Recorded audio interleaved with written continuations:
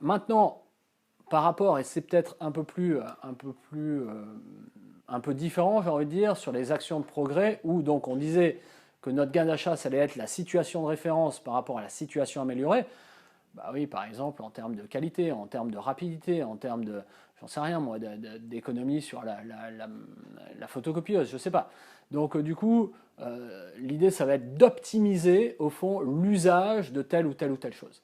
Et plus je vais chercher à optimiser l'usage de telle ou telle chose, bah, plus je vais avoir de gains. Donc ça va être hyper intéressant. L'illustration des actions de progrès, ça va être que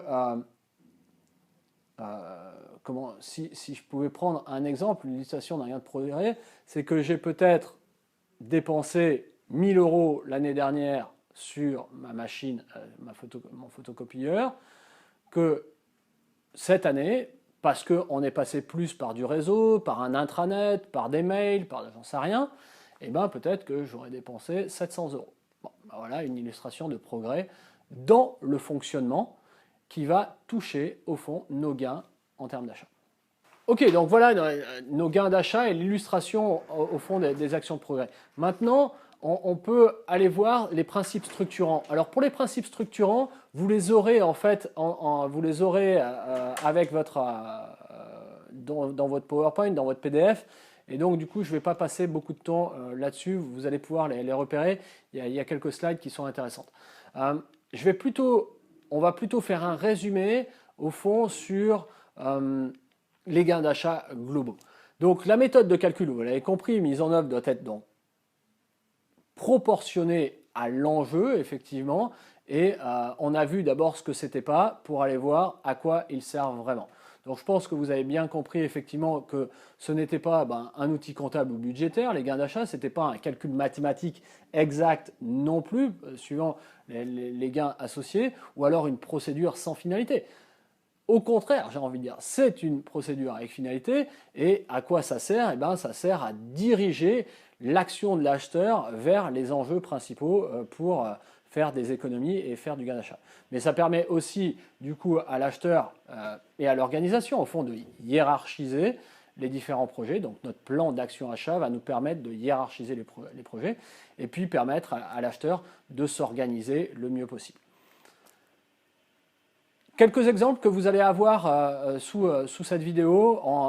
Je vais vous mettre 2-3 exemples avec en plus des parties chiffrées. Donc vous allez pouvoir regarder un petit peu de près. Et puis je vais aussi vous mettre des exercices. Comme ça, vous allez pouvoir vous entraîner à justement comprendre les gains d'achat et puis trouver vous-même les gains d'achat. Donc vous avez quelques petits exemples, quelques petits exercices qui sont vraiment intéressants et qui sont vraiment pertinents pour justement comprendre ce qui se passe et comprendre quels sont les gains potentiels dans notre partie achat. Vous allez voir à quel point c'est important. Pour résumer notre plan d'action achat, j'ai un super schéma à vous proposer. Vous allez voir, il y a 7 étapes. Et donc, du coup, dans ces 7 étapes, vous allez pouvoir vraiment comprendre, restructurer comment ça se passe. Donc, réaliser l'état des lieux de la fonction achat, par exemple, première étape.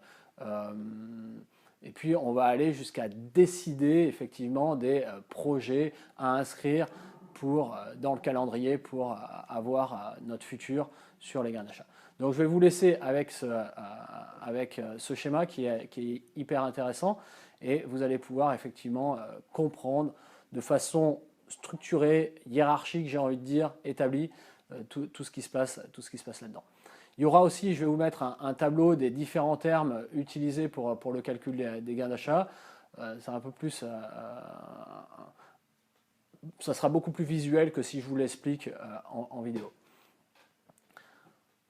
Les objectifs au fond de tout ça, comme je vous le disais, c'est d'avoir une meilleure contractualisation, de mesurer la performance, de comparer au sein peut-être d'une entreprise ou d'une autre, quand on est dans un grand groupe bien évidemment, et puis partager aussi des bonnes pratiques. Vous allez voir, les acheteurs comprennent cette nécessité à partager les pratiques avec leurs confrères, leurs collègues, et donc du coup, ils n'hésitent pas à échanger les informations pour pouvoir progresser.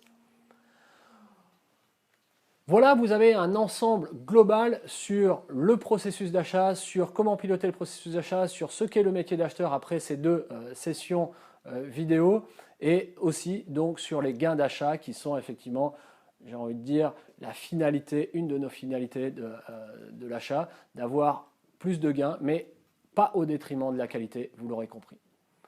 J'espère que cette vidéo vous aura aidé, aura été utile pour vous. J'espère que vous allez pouvoir travailler vos exercices parce que c'est important et vous comprendre vraiment, vous mettre dans la peau de l'acheteur et comprendre tous les gains qui peuvent être associés. Croyez-moi, quand vous allez voir les chiffres, ça va vous parler et du coup que ça aura été bénéfique pour vous.